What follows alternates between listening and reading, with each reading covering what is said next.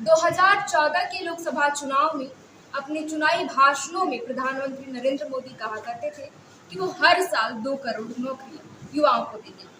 10 सालों में आप देख सकते हैं कि बेरोजगारी का स्तर कहाँ पर पहुंच गया है। ये हम नहीं, ये आंकड़े बताते हैं। और इसी को लेकर के आज भारतीय बेरोजगारी मोर्चा के तत्वाधान में आज बैठक रखा गया नगरा टोली स्थित सरना भवन में। यहाँ पर आए तमाम लोगों से हम बातचीत करते हैं और जानने समझने की कोशिश करते हैं। दादा, आप अपना परिचय बता दीजिए। दादा, आप लोगों ने आज बैठक रखा है, यहाँ पे क्या उद्देश्य के साथ और क्यों रखा है? देश में बेरोजगारी युवाओं के सामने एक बड़ा सवाल है और आज़ादी के लगभग 75 साल हो चुके हैं और इतने वर्षों बीतने बाद भी जो बड़े पैमाने पर युवाओं में बेरोजगारी बढ़ रही है और आज लगभग 35 करोड़ से ज़्यादा युवा है जो बेरोजगारी की चपेट में है।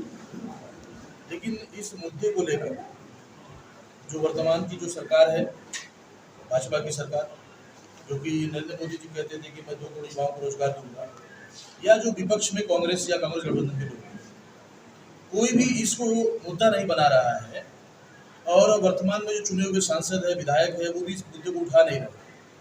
तो इस पर हम बेरोजगार लोगों ने ही पहल किया कि अभी हमको ये हमारी लड़ाई खुद लड़नी होगी, क्योंकि जिनको हम चुन कर भेज रहे हैं वो संविधान में हमको जो चीज़ें मिली हुई है, जो अधिकार मिले हुए, तो उसको देने की बजाय उसको जो है वो वायलेशन करने का काम कर रहे हैं।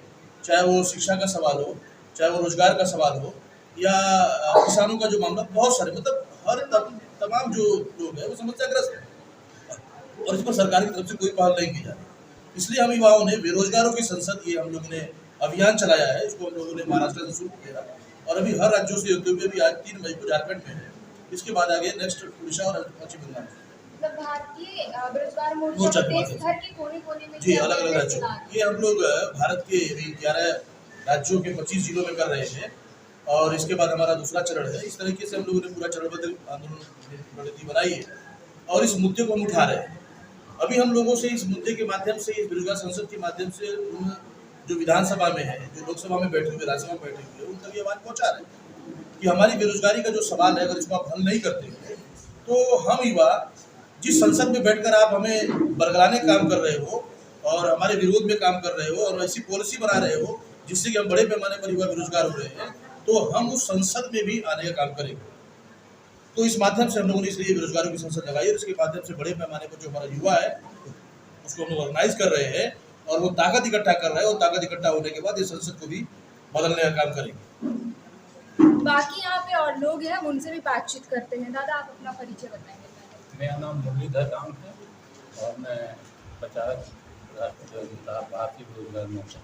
मुरलीधर जी, जिस तरीके से युवा आजकल बेरोजगारी का दंश झेलते हुए आत्महत्या करने पर तुल आ रहा है और आप लोग इस तरीके का अवेयरनेस एक तरह से चला रहे, युवा को जागरूक कर रहे हैं बेरोजगारी को लेकर के, तो अभी लोकसभा चुनाव भी सामने है और आप लोग लोकसभा में जो सीट पर बैठे लोग हैं उन लोगों को आप हटाने का, बदलने का मांग कर रहे हैं। ये जो बीजेपी की केंद्र सरकार है, उनके द्वारा एनसीबीआर का डाटा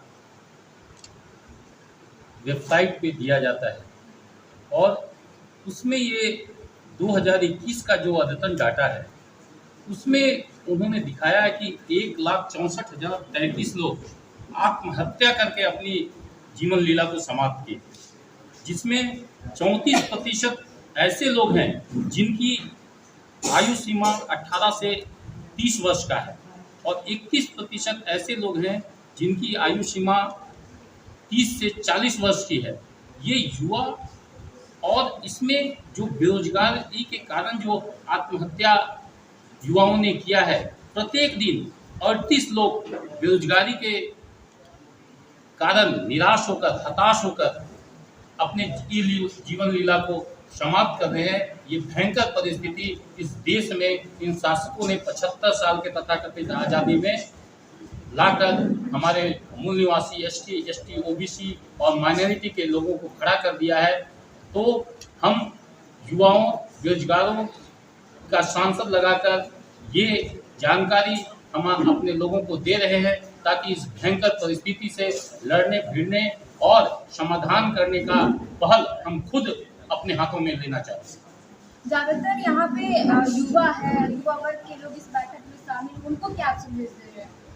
युवाओं से ये संदेश देना चाहते हैं कि वो आत्महत्या न करके हमारे महापुरुषों के संघर्ष और उनके जीवन संघर्ष को देखकर हम संघर्ष की दिशा में आगे बढ़ें, क्योंकि ये जो परिस्थिति का निर्माण शासक वर्ग के द्वारा किया जा रहा है, जो तथाकथित आज़ादी में जो गुलाम थे, वो बाबा साहब कहा करते थे कि दो आज़ादी है, एक भारत की आज़ादी है, एक भारत के लोगों की आज़ादी है।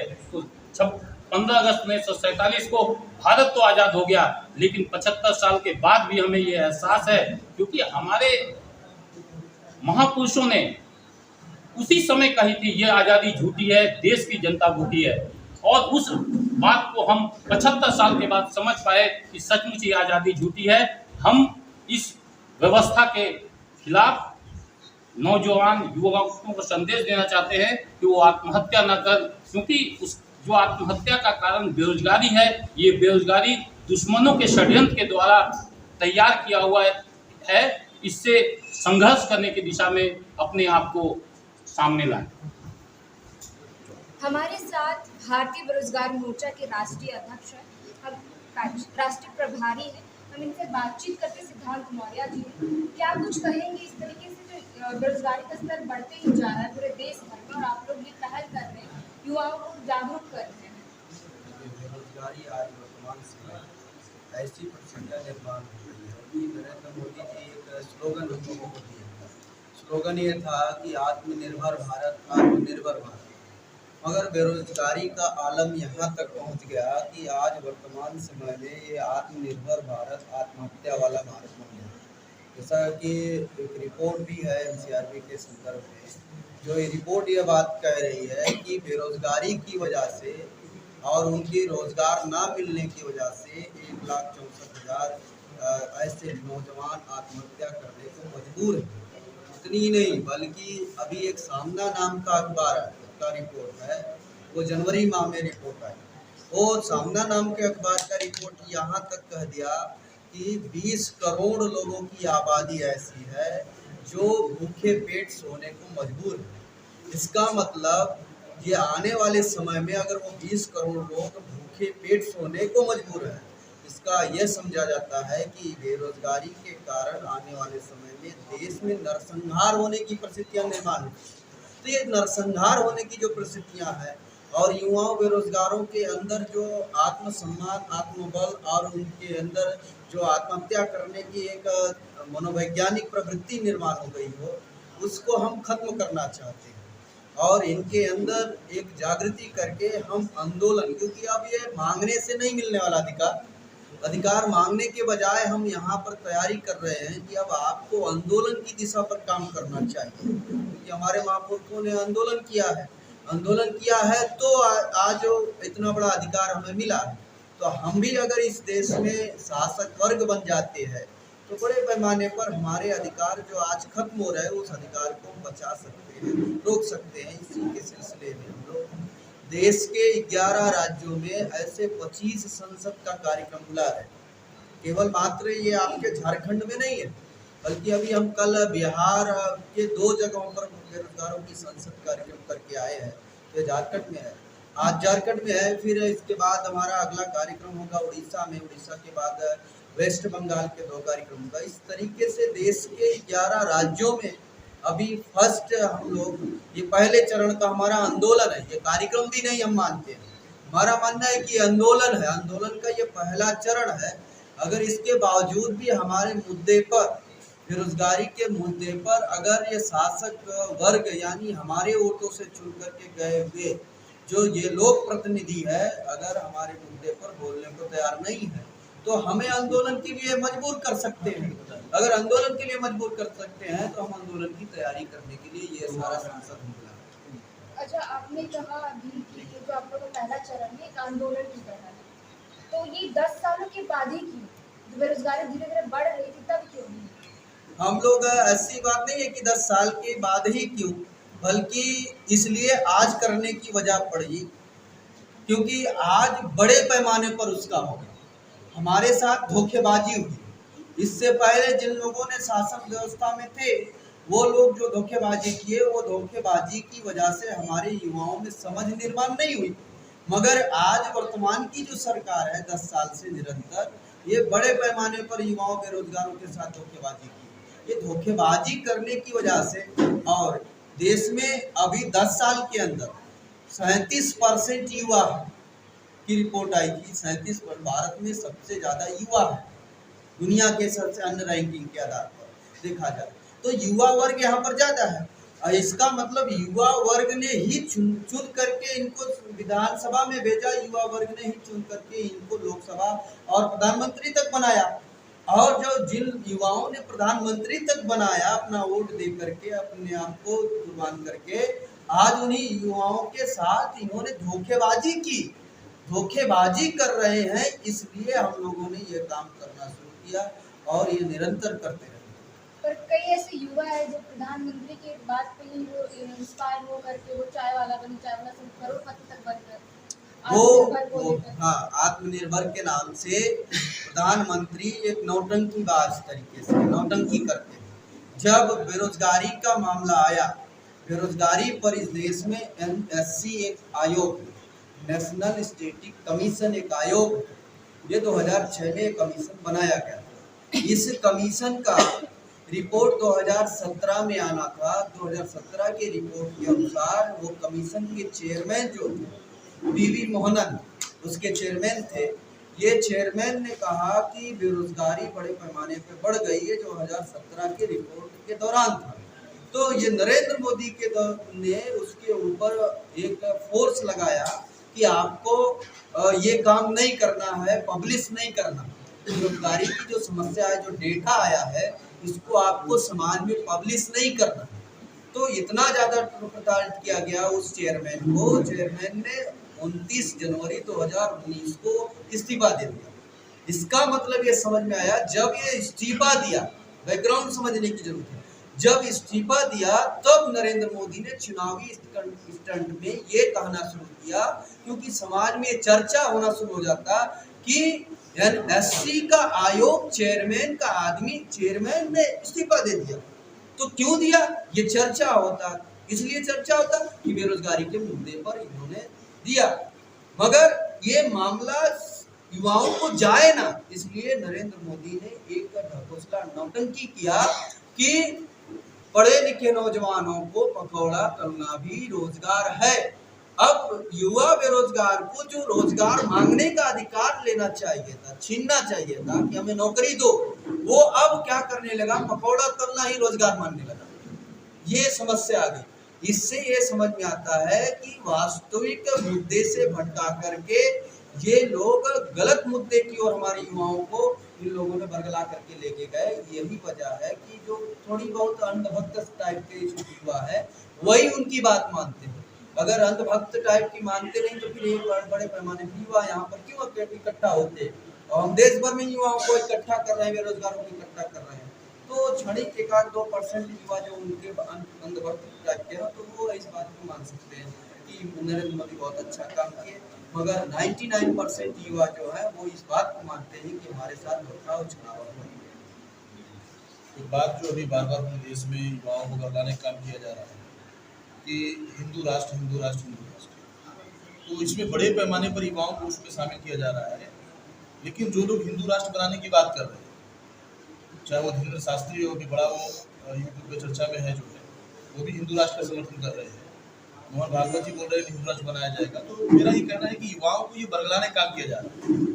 तो ये बेरोजगारों की संसद के माध्यम से उनको बताने का प्रयास किया जा रहा है कि ये जो हिंदू राष्ट्र बनाने की बात कर रहे हैं, इसमें आपका रोजगार कहाँ है? मतलब आपका कहना है कि एक तरह से युवाओं को बेरोजगारी के मुद्दे से भटकाना चाह रहे हैं, भटका रहे हैं। और इसमें बड़े पैमाने पर युवाओं को साथ में दिया, उनको तैयार कर रहे हैं। जय श्री राम बोलो, हिंदू राष्ट्र की बात करो, लेकिन उनके बेरोजगारी के सवाल पर कभी मुद्दे नहीं उठाते। तो इसी तरीके से उन्होंने अयोध्या का मामला उठाया, सारे युवाओं को लेकर गए वहां पर बड़े पैमाने पर, और आज क्या हुआ, वो एक वर्ग विशेष के लोगों का मंदिर बन के रह गए। तो मेरा ये कहना है कि आज़ादी के तथाकथित जो जिसको हम आज़ादी कह रहे हैं, वास्तव में एक बहुत बड़ा तबका जिसको हम अनुसूचित जाति कहते हैं, अनुसूचित जनजाति कहते हैं, पिछड़े वर्ग से कहते हैं, या जो माइनॉरिटीज के लोग, ये बड़े पैमाने पर इनको एक पॉलिसी बनाकर इनको इससे वंचित करने का है।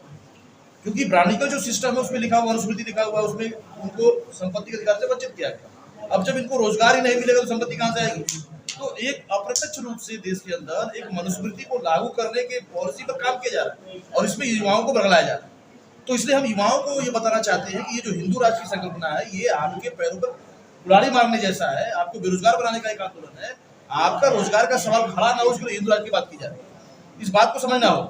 क्योंकि जिस तरीके से अयोध्या की बात की गई वह हिंदू राष्ट्र के नाम पर आप देखिए, वहां पर जब ट्रस्ट बनाया गया उसमें 21 ब्राह्मण को शामिल किए, यानी एक तरीके का वर्ग विशेष का बन गया। उसी तरीके से भी जो हिंदू राष्ट्र की बात कर रहे हैं, वास्तव में वो इस सिस्टम में ब्राह्मणिकल सिस्टम को सुपर रखना चाहते हैं, तब पॉलिसी बनाई जा रही।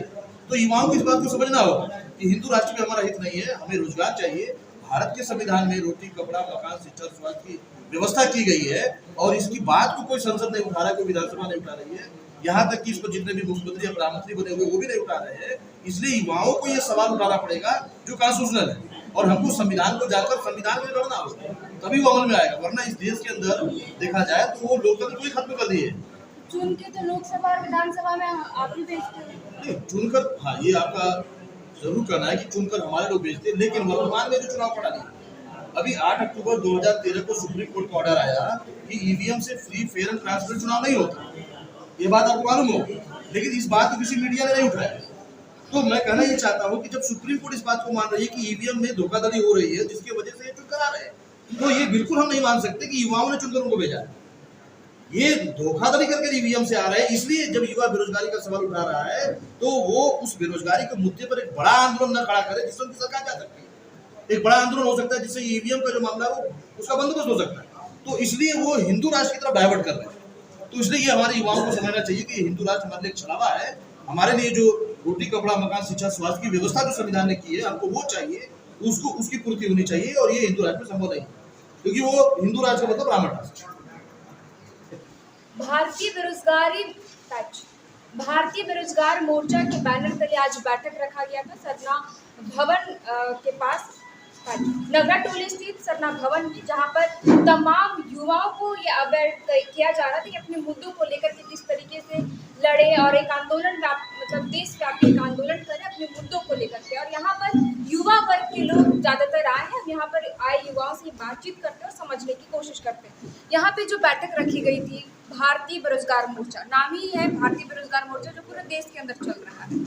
क्या कुछ आप लोगों को बताया गया और किस विषय में? बड़े पैमाने पर हम लोग पढ़ लिख कर बेरोजगार हो गए हैं। अभी नागपुर से एमपीएड किए हुए हैं, हम खुद किए हुए हैं, और अभी हम धनबाद से हैं, लेकिन अभी 5 से 10 हज़ार का जॉब हम लोग को नहीं मिल रहा है। और हम आज़ादी इसलिए नहीं लिए कि हम इतना पढ़ लिख कर जाएँ और हमको रोज़गार ना मिले। इसके लेकर हम तमाम मुद्दों को देखें कि यहाँ पे क्या हो रहा। तो यहाँ पे एक ही वर्ग के लोग तमाम सीटें पर बैठ गया है। हमारे लोग जैसे बहुजन समाज के जो मूल निवासी लोग हैं वो वंचित शोषित होते जा रहा है। इसलिए हमको एकजुट होकर, हमको आंदोलन अब मांगने से नहीं मिलेगा, हमको छीनना पड़ेगा। इसीलिए हम लोग अपने लोगों को इकट्ठा कर रहे हैं और बड़े पैमाने पर आने वाले समय में जन आंदोलन का आगाज करने वाले हैं। यहाँ तो बाकी और लोग उनसे भी बात करते हैं। आज एक तरफ तो प्रधानमंत्री नरेंद्र मोदी कहते हैं आत्मनिर्भर बनना, और युवा उस बात को लेकर के चलते हैं, पकौड़ा बेचते, चाय बेचते और करोड़पति भी बन रहे हैं। क्या कुछ कहेंगे इस चीज़ को लेकर? मेन मकसद है समाज का निर्माण करना, जो देश में जो कुरीतियाँ है उसको समाप्त करना। भारतीय बेरोजगार मोर्चा का गठन 6 दिसंबर बाबा साहेब डॉक्टर भीमराव अम्बेडकर जी के महापरिनिर्वाण दिवस 2013 को किया गया था। और भारतीय बेरोजगार मोर्चा पूरे देश का एकमात्र ऐसे बहुजन समाज का संगठन है जो बेरोजगारी के खिलाफ आवाज़ उठाती है। बाकी आप पत्रकार बंधुओं, आप खुद रिसर्च करके देख लो, ऐसा कोई भी संगठन नहीं है जो बेरोजगारी के संदर्भ में बोलती है। भारतीय बेरोजगार मोर्चा जब से बनी है, अभी 2014 को पहले काला पट्टी निषेध आंदोलन कार्यक्रम किया गया, फिर हम लोग ने 2016-17 को थाली पीटो आंदोलन किए, जो कि जितना भी कॉलेज यूनिवर्सिटी है, सारे कॉलेज यूनिवर्सिटी के गेट के बाहर हम लोग ने थाली पीटो कार्यक्रम इसलिए किया क्योंकि सरकार, हमारे सबके घर में तो थाली है, लेकिन थाली में खाने के लिए हमारे पास अन्न नहीं है, तो जिस कारण थाली पीटो आंदोलन किया।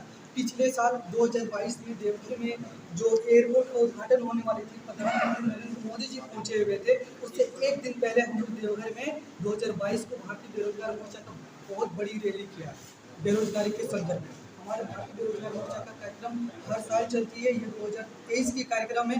बेरोजगारों की सांसद की कार्यक्रम किया जा रहा है, क्योंकि सांसद बनना तो नेता विधायक जो जिसको वोट दिया गया उनका काम है, ये तो स्टूडेंट्स का काम नहीं है।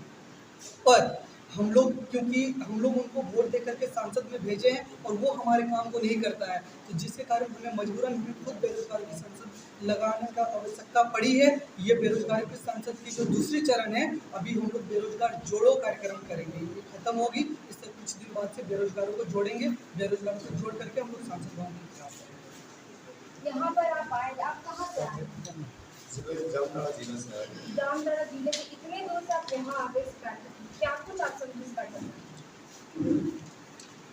बेरोजगार की संसद के अध्यक्षता में हम आए हुए हैं और कॉन्सेप्ट हमारा क्लियर है। चूँकि भारत में जो बेरोजगारी चरम सीमा पर है, तो बेसिकली उसी मुद्दों को लेकर यहाँ पर विषय वस्तु रखा गया, चर्चा विचर्चा किया गया इस पर।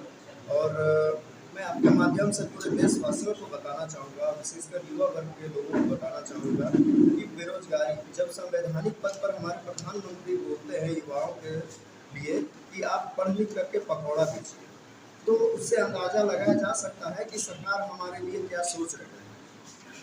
अगर डिबेट की मामला आता है तो वो डिबेट किस पे करते हैं? सिर्फ भारत के युवाओं को बरगलाने का काम करते हैं हमारे सरकार, मौजूदा सरकार। वो बात करते हैं हिंदू मुस्लिम के, वो बात करते हैं मंदिर मस्जिद के, लेकिन जो मूलभूत आवश्यकता है उस पर कभी वो डिस्कस नहीं करते हैं। जैसे मैं बताना चाहूँगा, शिक्षा पर कभी उन्होंने डिबेट नहीं करा। जो किसान वर्ग है जिनसे हमें भोजन प्राप्त होता है, उस पर कभी वो चर्चा नहीं किए हैं, ना डिबेट किए हैं। तो ऐसे तमाम और भी मुद्दे हैं जिस पर सरकार कभी ध्यान नहीं देती है, युवाओं को बरगलाने का काम करता है। इस वजह से जो है आज हम लोग भारतीय बेरोजगार मोर्चा के बैनर तले हम लोग खुद का बेरोजगार संसद का काम कर रहे हैं और विभिन्न क्षेत्रों में, विभिन्न राज्यों में, विभिन्न प्रखंडों में, विभिन्न पंचायतों में हम लोग युवाओं को एकत्रित करके अपना खुद का एक बेरोजगार संसद बनाने का काम कर रहे हैं। और इनको आप लोग सभा में भेजेंगे? जी बिल्कुल, जी बिल्कुल।